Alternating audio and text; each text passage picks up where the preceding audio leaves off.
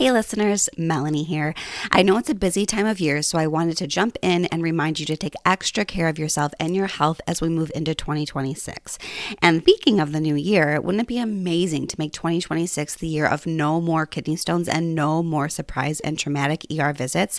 If you would like this, make sure to register for my free webinar at kidneystoneclass.com. On this free webinar, I'll walk you through the exact steps I've used to help hundreds of people stop their kidney stones. Seriously, my method to personalize kidney stone prevention has helped people with just one stone, hundreds of stones, genetic conditions that make stones more likely, and people who were told by their doctor that you are just a stone former and there's just no hope for you. And the best part is that the people I work with honestly usually end up following a less restrictive diet than when they were trying to do this on their own. And they were absolutely eating all of their favorite foods. Yes, a lot more than just once every couple months. You can incorporate your favorite foods into your diet every single day. I promise that there is hope to stop the terrible kidney stone cycle of pain, ER visits, and fear of eating. Head to www.kidneystoneclass.com to register for this 100% free class.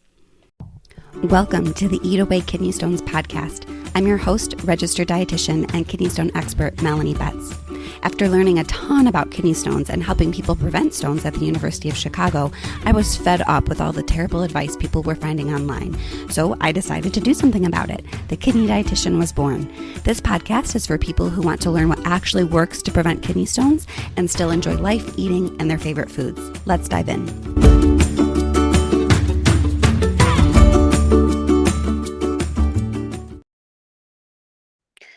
Hello and welcome to the 123rd episode of the Eat Away Kidney Stones podcast.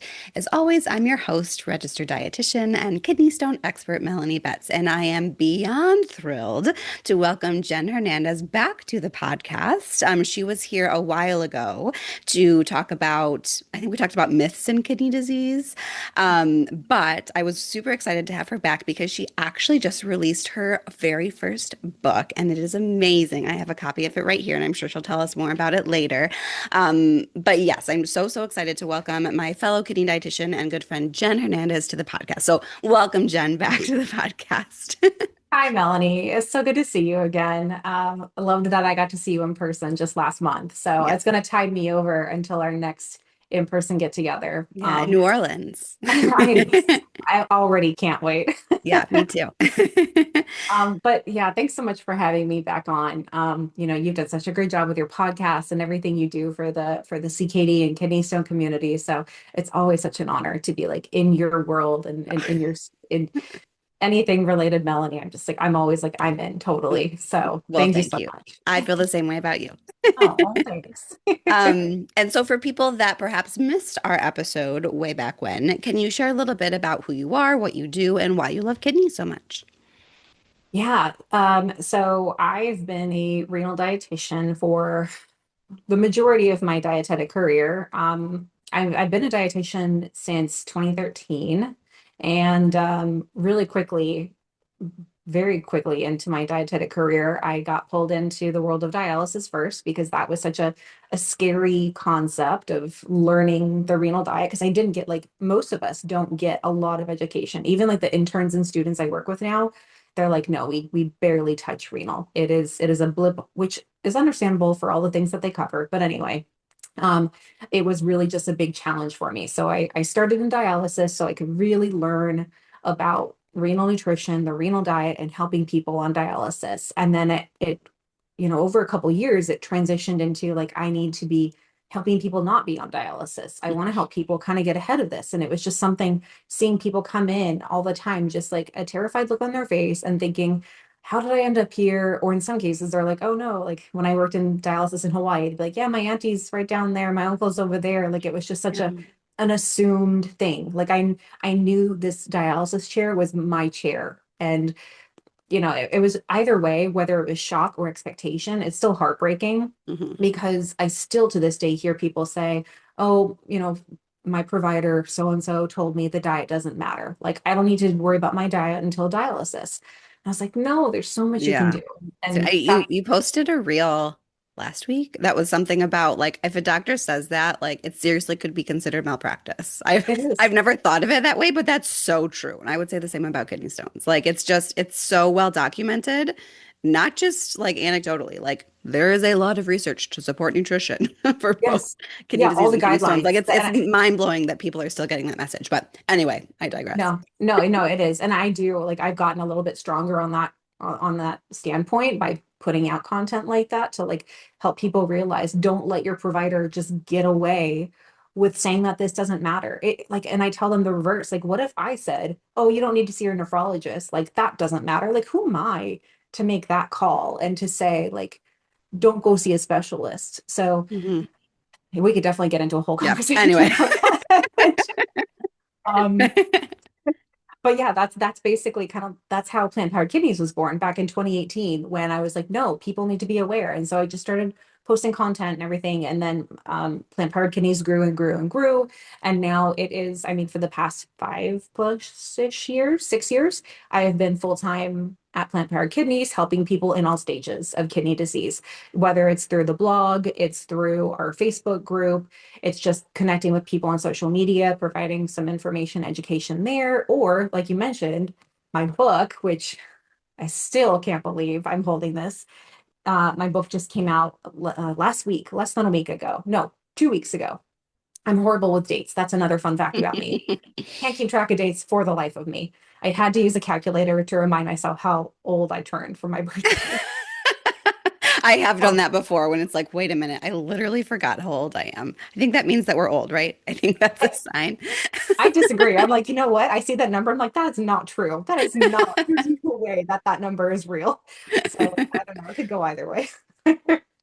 But yeah, 2 weeks, my book has been out and I'm just excited to have another resource for people to be able to get this information and have like a legitimate book to take to their doctor's office, to take to their appointment and be like, hey, look at this because I have citations, I have the research. I'm not just talking about like this is my experience or this is what I think. It's like, no, this is the actual evidence that proves diet matters. So yeah, my book is just like I don't know. It's incredible. I'm like amazed that I was able to keep my attention span for as long as I did to get it done. It's And a lot. I've not read it all, I will admit. It just came in the mail a couple days ago. But I definitely, skimmed through it and you did an amazing job. Like it is so comprehensive. It is by far the most comprehensive CKD book that I'm aware of on the oh, market geared towards patients. Like for sure. It's like everything you need to know, including all the way down to magnesium, which we'll talk about today. But like, like big concepts, little concepts such as magnesium, like recipes, like truly everything, hope, like, like encouragement, like literally everything that I would want someone with CKD to know. So good job. yeah, thank you. I really truly appreciate that. It's always really wonderful when there's such a strong dietetic community, even like renal dietitians, like you and I, we're very supportive of everything that we do because we know like there's just in no world could we help everybody. It's like we need more people. We need more renal dietitians. And so like that's another reason I made the book is so that other dietitians that maybe don't specialize in renal like we do, we work on it every single day. But for somebody who maybe has a CKD patient every now and then, like this is a resource either for themselves or to share with their patient. Hmm. So yeah, it's just a way to kind of help add more resources and more options. And I'll tell you, when I was doing the book research to kind of see what was out there, the amount of AI generated books was absolutely terrifying, That like is just scary. CKD specific. It was terrifying. And not everybody, I work on the computer and I do all technology kind of stuff all the time. So I feel like I have a bit more of a keener eye to some things than like the average person who's maybe not looking for that kind of stuff. But I'll tell you, like Hmm. if you see a book talking about CKD and you see the author just because they say my name is so and so, like I found one that was talking about, oh, I'm a dietitian, or however they phrased it, and I went on CDR. Doesn't exist. The And name is so not there. scary. Yeah. I'm gonna say that means that there's a giant need for this, and Mm. they've like monopolized and capitalized on the fact that there basically are none, like so few. But so scary. Yeah, it is. So yeah, that's just like my other kind of like aside for people, like do your due diligence and really look into it. And even if it does have a lot of reviews, like be Hmm.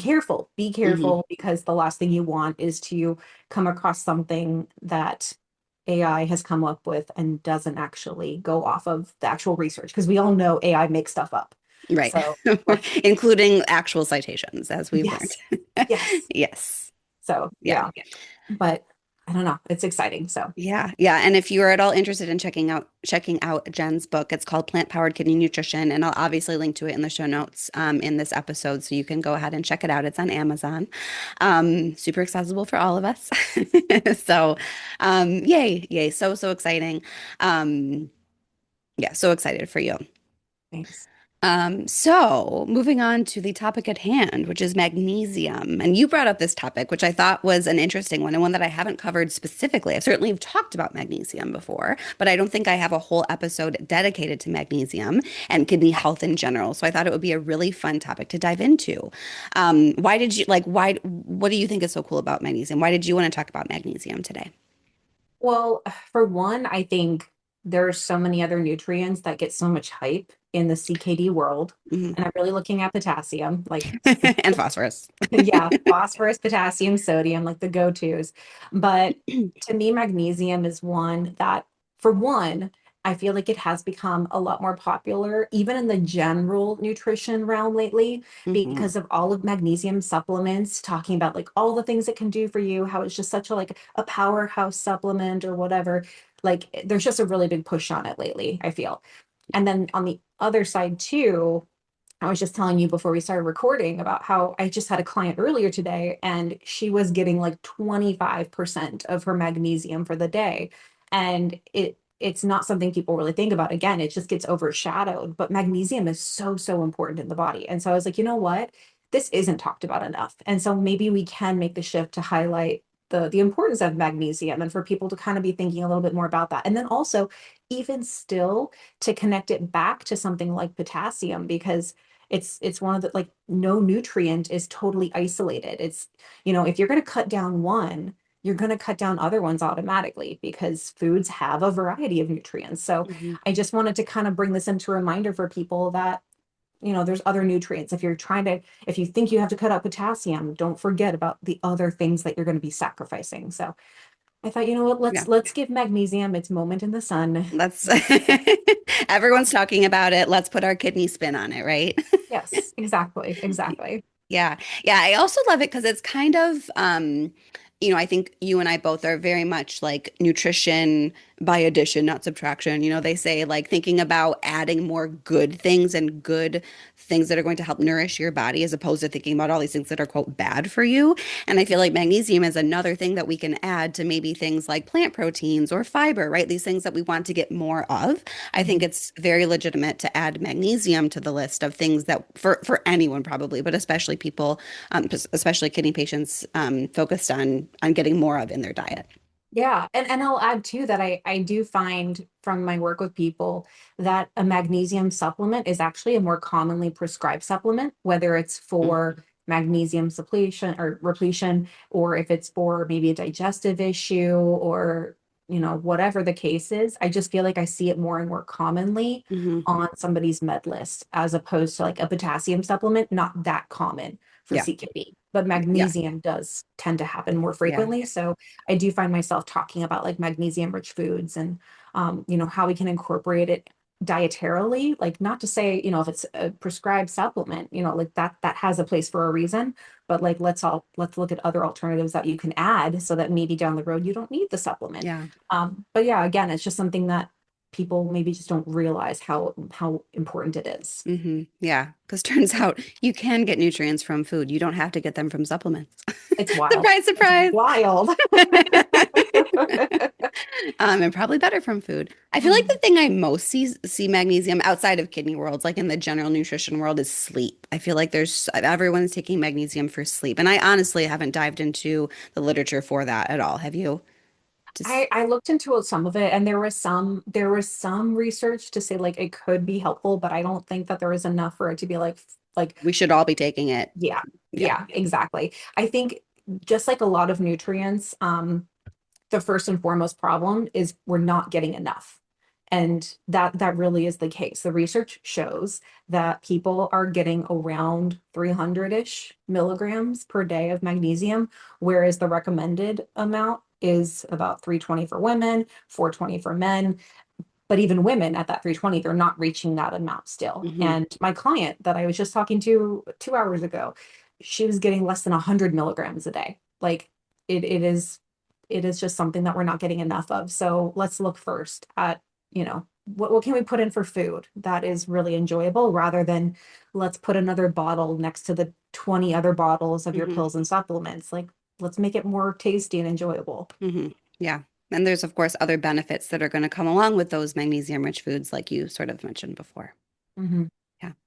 All right. So transitioning to kidneys, what is the connection between magnesium and kidney health? Why do we care about it as kidney dietitians? Well, I mean, magnesium is something that plays a lot of important roles in the body. It is actually the fourth most abundant mineral. So it is up there in importance in our body's hierarchy of like, what do we need? So we need the magnesium in our diet. It's important for nerve regulation and muscles, which includes your heartbeat. So a lot of people think of potassium related to those similar things too, but magnesium's right alongside that as well. So it's focusing on your muscles, on your heartbeat. It's focusing on your bone health too. It's focusing on even your immune function, your blood pressure, your blood sugars. I mean, all of the things that people with kidney disease struggle with. Like, these are all topics that we cover in CKD. So it's like, oh, that makes sense that magnesium is going to be more important for people with CKD, because it's covering so many things that people with CKD are just having a hard time with. But Hmm. magnesium plays so many roles. It's like over 300 different functions in the body to cover like what magnesium does. Yeah. It's very, very important.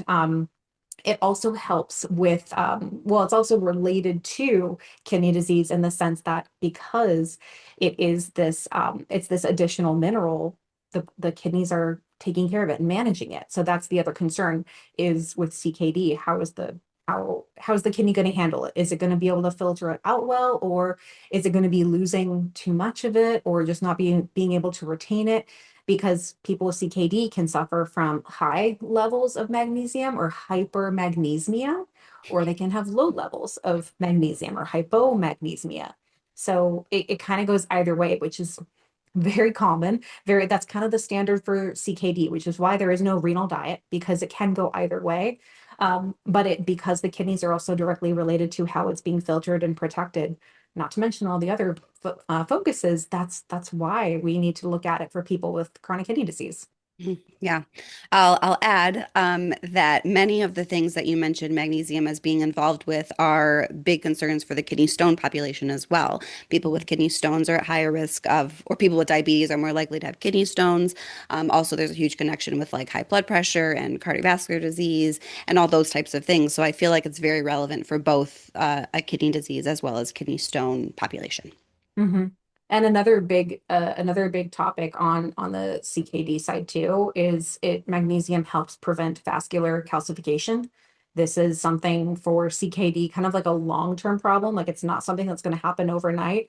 But if calcium is depositing in the arteries as opposed to being stored appropriately in the bones, this calcification, it basically hardens the arteries over time and makes it harder for blood pressure to be managed. Or in some cases, like extreme cases, I've had patients in the past who have had they had they were on the table for a kidney transplant, and they got closed right back up without a kidney because it was so calcified. They Mm-hmm. couldn't get the kidney to attach. They had nowhere to put it. So this person woke up and had no Oh, kidney how transplant. terrible. Yeah, but this was from like a long time of just Yeah. having like uncontrolled phosphorus and the bone mineral management. But Yeah. again, magnesium plays a role in this too. Yeah. Can you help people? And I bet a lot of people will be surprised to hear they're like, what in the world does like calcification of your arteries have to do with kidney disease? Can you like in a very high level help people understand what the connection is between kidney disease and calcification of your Yeah. vasculature? Yeah, I mean, this is something I talked about like every single day when I worked in dialysis. I'm So sure. yeah, I've done this talk a few times.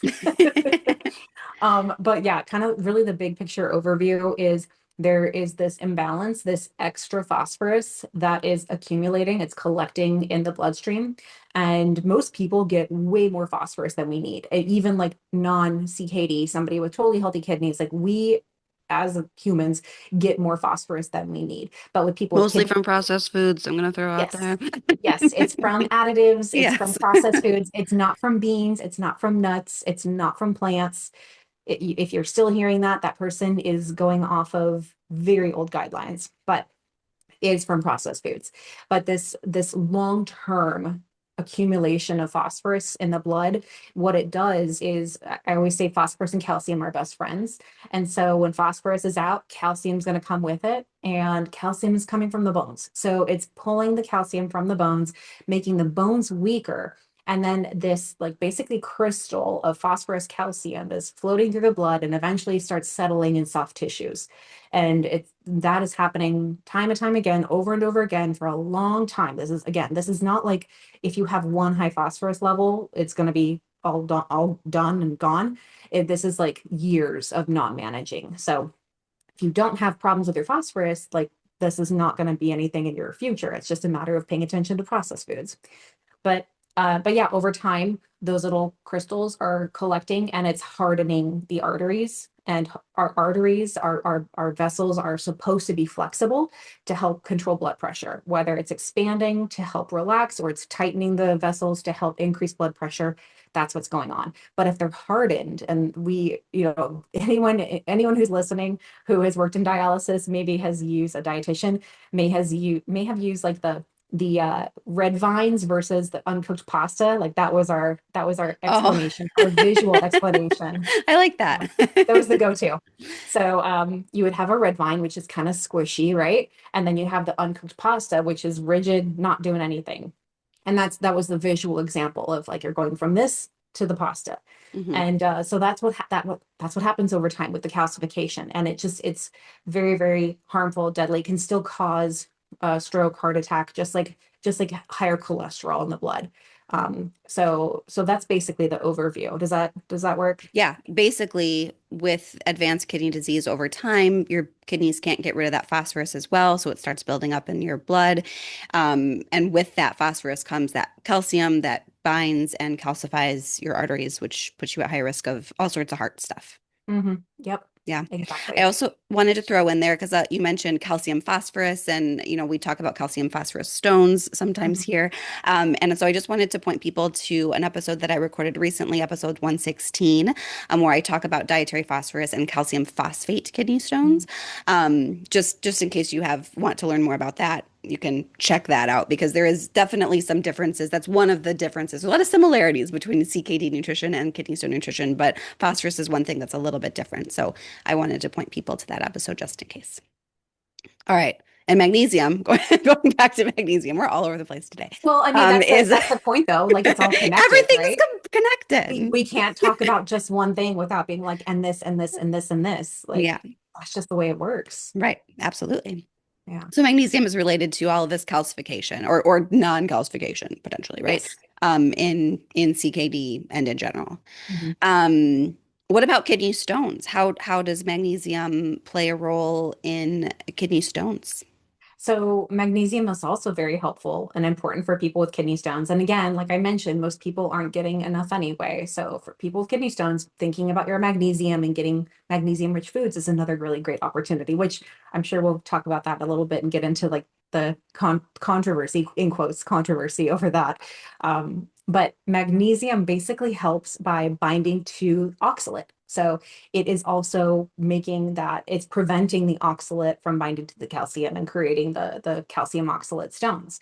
So it is a really important thing to be looking at. And Melanie, I know you talk about this all the time, is getting that urinalysis, looking at what your urine markers are showing. So if you have low levels of magnesium, then maybe that's an indication that magnesium is an important thing for you to be focusing on. It could be something, instead of focusing on cutting out oxalates, rather focus on adding, again, all about the adding, how we can add more magnesium into the diet to help prevent that oxalate from binding. So it does a really good job in just preventing the oxalate from binding otherwise. Yeah. And I think it's really cool to think about how, I mean, really cool. This is my nerdy brain thinking it's really cool, but it binds to that oxalate both in your intestine. So it can help reduce how much oxalate gets absorbed into your system at all, as well as binds oxalate in your urine. So even the oxalate that does get to your urine, because there's always going to be some, Mhm. it helps sort of make that oxalate unable to bind to calcium in your urine and form a kidney stone. So it's kind of working in two different places, which I think is kind of cool to think about. It is. It is. Just like a very, I mean, what a powerful option to have that Yeah. it's covering different bases. Yeah, absolutely. So how much, you kind of hinted at this, but can you remind us how much magnesium we need per day as adults?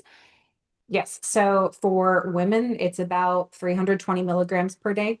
For men, it's about 420 milligrams per day. So think, 300 plus, 400 plus, Hmm. kind of getting in that area is going to be the goal for the recommendations. Now, if you have like high levels, then, maybe it's not likely going to be because you're consuming like a lot of From foods with food. magnesium. But yeah, Hmm. that would be something like, again, looking back at your med list to see if you're on a potassium or a magnesium supplement. That would be something kind of important to look at. And that could be something the doctor would be tracking anyway if they're checking your blood levels because they want to see your blood levels increase. So you might be on a supplement for that exact reason. Yeah. Yeah.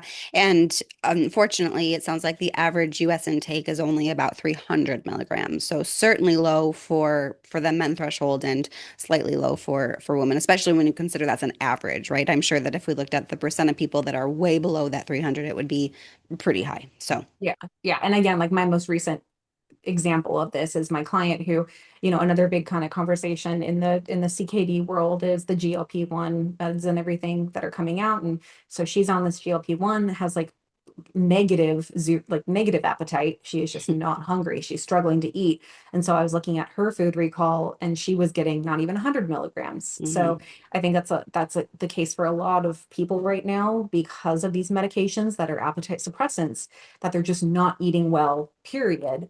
But then again, besides looking at just eating, like what nutrients are we missing out on? And at least in her case, magnesium was taking a really big hit. Hmm. Yeah, that's such a good point. Again, thinking about nutrition as this nutrition by addition, like nutrition is not this bad stuff. It's all these things that are good that we should be getting to nourish our bodies. I think that is a huge concern for many dietitians with the rise of GLP-1 medications, which are great medications and can, definitely there's a time and a place for medications. I'm not saying that they're bad, but we certainly need to be considering the potential impact and a long-term, especially impact of these nutritional deficiencies from even from things like fiber, right? Like I'm sure she's not getting enough fiber, much less magnesium or potassium and like all this other good stuff. Right. Yeah, there's definitely sacrifices that are had with it. And kind of getting back to one of our original points today or jokes even today about the doctors need to be referring to dietitians like GLP, like that It that should right be a there is mandated. it should be. It really should be. Maybe Yeah. maybe in future guidelines it'll come out, um but yeah, just knowing what I know with the clients that I work with who are on these medications, like they need that extra nutritional guidance of let's Hmm. figure out how we can get something into you so that you're not wasting away, like literally wasting away because they're losing weight. But the question always is like, is it safe weight loss? Is it actual fat loss or is it lean body mass loss? And so um Yeah, there wait. needs to be dietitian guidance. Turns out weight loss is not always good, huh? Yeah, No. exactly. No. And I think the other thing, since we're talking about GLP-1s, is helping patients manage the side effects because we know the side effects can be quite uncomfortable and a lot of GI related stuff. And so it makes sense that making sure that you're sort of optimized with your food to help minimize those side effects and complications is another huge piece of that as well. Yeah, which is actually a really good segue back into the magnesium because that was what I know, right? It just works. But yeah, that's what I was talking with my client about. Like, okay, we are nowhere close to your magnesium. So because she was having GI side effects, I was like, Mm. okay, this is an appropriate time for a magnesium supplement to help with those GI side effects. And then to help, because I see you're clearly not getting anywhere near where you should be at Hmm. your for your intake. And she's not at that point where she's gonna hit 100%. So this is Yeah. a case where like we've been trying for several months and it's not there yet. So this is an example for her where it says it makes sense to have the supplement. So, a magnesium supplement can play a place, but it's, we got to try other dietary options first. Just to see like whatever works, whatever we can work and work in a consistent basis. I think that's Right. another part of it too. Yeah. Just a few days of getting enough magnesium is not going to make a difference. Yeah. Yeah. Yeah. So, which foods are high in magnesium? What are the best food sources of magnesium? So it's the good stuff. And I say that like I say that because it's the stuff that people think like, "Oh my gosh, I can't believe I'm having this." But it's like nuts and nut butters.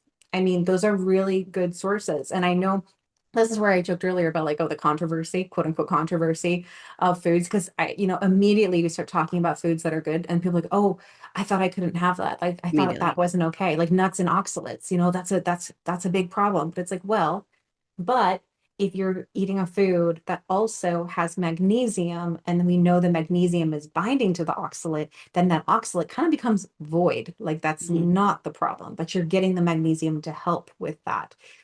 So yeah, nuts and seeds are really great. Whole grains, you can get a lot of good magnesium from them as well. Yeah, chia seeds I really like for sources, cashews. Um, Chocolate. That was one. I have another client. Yes, I have another Oh, I client. didn't She's know on a chocolate that. prescription from me because we saw a while ago her magnesium levels were low. And I was like, all right, you need to have 1 ounce of dark chocolate every night. And she just looked at me like, how dare you, as my dietitian, tell me to eat chocolate. But I worked with her for a long time, so she's actually just joking around. But yeah, chocolate is a really great option. It provides, don't make me look up numbers right off, but I know it is a good source. I'm not going to pull up specific numbers because honestly, like we don't need to look at specific numbers, but it is a really good option. So Awesome. enjoy your chocolate. Well, my levels must be through the roof with all of the post-Halloween candy that I've been eating lately. Exactly. We're going into holiday season. So like Yeah. we have plenty of opportunities to boost up our magnesium with like pecan pie and the different Ooh. chocolate goodies. Yeah. So, and the greens that we get for like a lot of Mhm. the good like roasted veggie green salads and things like Yeah. that. So Yeah, that's the other thing I think. So you mentioned chocolate and also basically beans and nuts and seeds and leafy greens, right? That's the other big one. mhm. So Yeah. spinach, which I know, I know that's like a dirty word, but spinach, but also like kale, like any green leafy vegetable, from my understanding, is pretty high in magnesium. So, Yeah. Oh, pumpkin seeds too, which is also oh, very, very speaking of, seasonal right now. hmm. Pumpkin seeds are another great option. Um, I think 1 ounce of pumpkin seeds is like 200 something Oh, milligrams. wow. Okay, So cool. yeah, Yeah. yeah, pumpkin seeds are another good option. Yeah. My twins the other day were just downing pumpkin seeds. I could not believe it. These were like, the pumpkin seeds I made from pumpkins. So they are like very chewy and tough, right? Like those aren't the most toddler friendly. My twins are 3, for those of you that don't know. They were just downing them. They loved, I did like a cinnamon sugar pumpkin seed situation and they were all about it. So they got their magnesium in that day, that's for sure. That's great. I mean, I could imagine like it must be a fun kind of texture difference for them Yeah, too. they Like, really liked it. So yeah. Oh, I was cool. That's amazed. great. All right. So these are the exact foods, beans, nuts, seeds, whole grains, green leafy vegetables that are on all sorts of kidney diet no list for a wide variety of reasons, primarily oxalate and potassium. Mhm. Um, do we need to talk more about why we shouldn't be limiting these foods and like why this is outdated? Or have we beat that horse to death in this episode? I want to say it's been covered. However, as I mentioned to you, before we recorded, there's still people out there that are still giving outdated recommendations, and um, it's unfortunately it's something that we have to keep talking about, which Mhm. is a good thing for you to have your podcast out and continuing to provide this education and information for people so that they are aware. But um, yeah, it just when it comes to these kinds of foods, like we really need to be thinking about kind of like a pros and cons situation. Like, okay, sure, let's say you have to worry, or let's say potassium is a concern for you. But if you're cutting out these potassium rich foods, like you mentioned, like now you're also cutting out magnesium, you're cutting out fiber, you're cutting out healthy fats, you're cutting out Alkaline. calories. The Like calories. yeah, Hmm. you're just removing so many things. And the fundamental question is, if potassium is a concern, is it a dietary concern? Like, is it truly something that food is the cause of? Or I can say from my experience in the past 10 years that 9 times out of 10, it is not the food that's causing the potassium issue. And the research also supports that too. Hmm. So anything that people are saying, oh, I have to watch out and cut back on this, like just remember that again, these nutrients are not like, they're not in an isolated situation. If you are cutting something out, you are sacrificing a lot. And that you need to be thinking about, to like at what point is the sacrifice just too much, even so. Yeah. And I will sort of highlight that by saying there's not a shred of evidence that I'm aware of that a low oxalate diet prevents kidney stones, just like there's not a shred of evidence that shows that a low potassium diet will help kidney disease or even help potassium levels, ironically. Yeah. Like there's so much more going on than that. This sort of assumption that we've been unfortunately operating under as a healthcare system for decades is Mhm. that, oh, like we should cut out oxalate because you have calcium oxalate stones, or we should cut out potassium because you have kidney disease or even high potassium levels, just simply is not backed by data because of the intricacies and how complicated this all is, which I think we have done a very good job of highlighting today on the episode, how there's so many different things going on. Our bodies are just not nutrition, and our bodies are just not that straightforward, right? We have to look at the big picture. Mhm. And when you cut out these whole groups of foods, which is required for a strict low potassium or low oxalate diet, it will be impossible to get enough magnesium. It will be impossible to get enough fiber. Um, Especially in the long term. And so it's so crucial to work with a kidney dietitian who can help you kind of figure out what makes matters for you. Because it's not like we're saying that potassium and oxalate don't matter. Not Mhm. at all. I think those are actually two very important things to consider. But the Mhm. way that we go about them, sort of the typical approach is like, all right, no oxalate, no potassium, or low oxalate, low potassium just does not work and is truly doing harm, I'd say. Mhm. Yeah. And to kind of add to that, I had a client who he came to me with saying like I have to watch my potassium. Like I'm on a low potassium diet, and he was at stage 4, kind of creeping towards stage 5. So I was like, okay, that's not, totally out of the norm for that for a late stage. But then looking at his recall, which I always encourage people to do, like you don't have to food journal every single day all the time, but That's like much fun. doing a spot check of like 1 or 2 typical days, just give yourself an idea of how much you typically eat, and that's enough to kind of like go from there and to kind of learn and make different decisions. But doing that spot check with him, I was like, oh my gosh, you were like, he was like 1,500 milligrams of potassium. Like it was very like lower than my dialysis patients would have. Mhm. And come to find, he had one high potassium level 5 years Gosh. ago. Yes. So they said no bananas, no tomatoes, no avocados. And I was like, oh honey, like this is, and that's another thing again, like the even a low potassium diet, like let's say because you might, if somebody listening might be on a low potassium diet, it is not a forever thing. It is Yeah. a like to the next lab, and then you still got to kind of play around with other considerations, non-dietary, because like Melanie said, the research is not supporting a low potassium diet to actually help with this consideration. It's other factors. So, but yeah, just remember that like these guidelines are, they're changing just because they always need to be changing with your labs and your intakes and your meds and your life and your appetite and your yeah, there's a lot So of many factors to things. consider. Yeah, absolutely. Um, any thoughts on food versus supplements? I feel like we've done a great job of showing how important magnesium is. So, should people take away from this episode like, oh, great, I should go take a magnesium supplement, or kind of what are your thoughts on food versus supplements? Yeah, I mean, like I said, I have a client that I'm just now saying like, okay, this it's time for a supplement for you because we have been trying to, get her to eat a little bit more recently. But there are some situations where a supplement might be a good kind of stepping stone in that case. And I definitely want to say, I really want to strongly, tell everybody listening that you got to talk with your healthcare provider first before you jump into anything like this, especially with kidney issues. Because like I said in the beginning, you can have either high levels or low levels of magnesium. And so, throwing a supplement into that mix can really mess things up. So talk with your provider first to see if it would be appropriate. They're probably going to check your blood levels anyway, just to kind of get an idea of where your magnesium levels are at.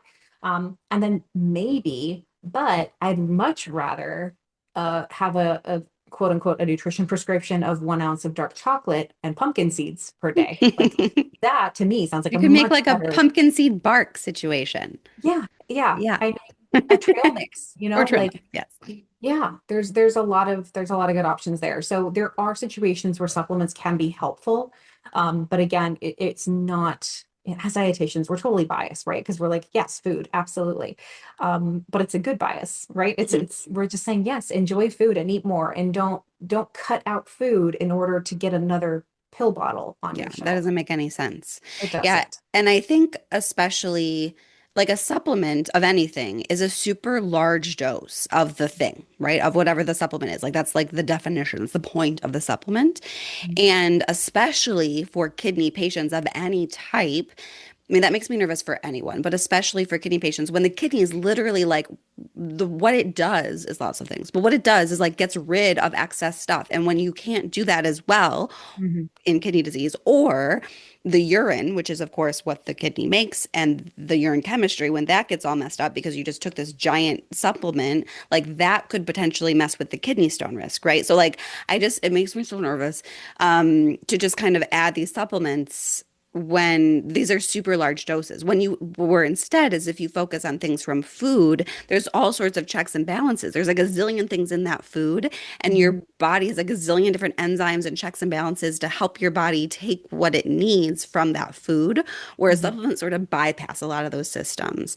Again, not saying that there's a time and a place for supplements. I think there absolutely is. However, I really dislike that we just tend to jump to supplements as like this assumption that we need to get it from there. And we just, again, forget that we can get magnesium or whatever it is from food. Does that Yeah. make sense? Yeah. I mean, oh, absolutely. And like, again, to the point of um, the average intakes are around 300 milligram. Women are only about 100 milligrams off on average.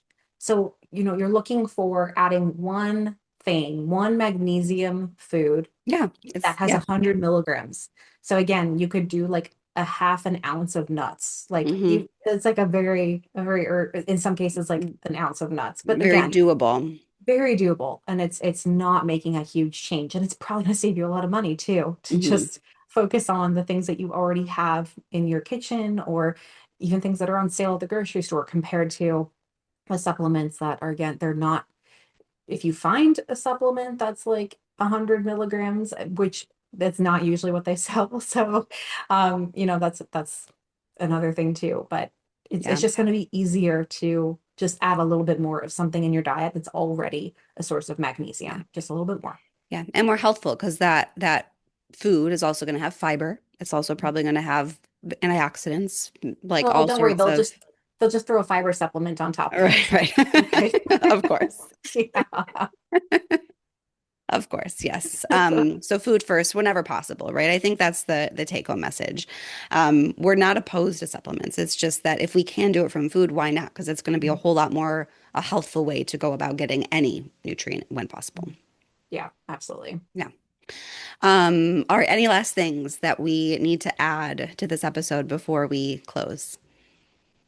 Not that I mean, I would love to keep just chatting with you, but your time is very valuable. I have You've another got appointment in 30 babies. minutes. Gotta go.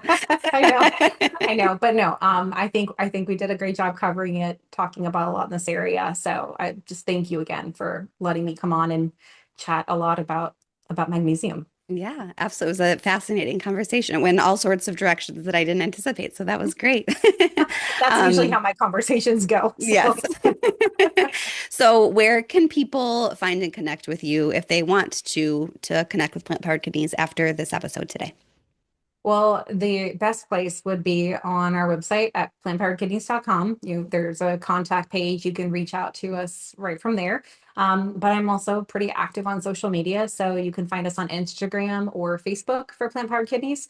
We do have a private Facebook group as well, which I think last I checked, we're at like 13,000 people. So it's a really great group, especially for people who have chronic kidney disease and are just looking for like a private space to kind of share and get ideas from. A lot of people post like great recipes and meals, and they say, "Oh, I tried this, and this is a great recipe," or asking questions. I do a weekly Q&A thread, so that's another good place that you can kind of reach out and connect with me and other people. And then I guess one last reminder about my book: you can find me on Amazon. You can find Plant Powered Kidney Nutrition on Amazon. And that would be another way to just kind of learn more. I've got a whole chapter about magnesium there. So yeah, I think that kind of covers it. Awesome. And I will link to all of those places in the show notes for this episode so people can easily find them. Thank you so much, Jen, again, for your time. This was a fascinating conversation and so good to see you as always. And I'm sure we'll have you back again to talk about the next nutrient of the day. Yeah, let's do it. Yes, awesome. All right, and thank you to all of our listeners as always for listening in. If you have any questions that you would like me to tackle, or even Jen, you could specifically record a question for Jen to answer on the podcast. We could have her back. Just head to kidneystonepodcast.com. I love to hear from you, and you can record a question for a chance to get answered on the podcast. So I'll see you next Wednesday, and have a great day. Thank you for listening to today's episode. For more help with kidney stones, check out my website, www.thekidneydietitian.org. For more personalized help from me, check out my online course, Kidney Stone Nutrition School. VIP enrollment includes help directly from me. I can't wait to see you there and help you prevent kidney stones. Have a great day.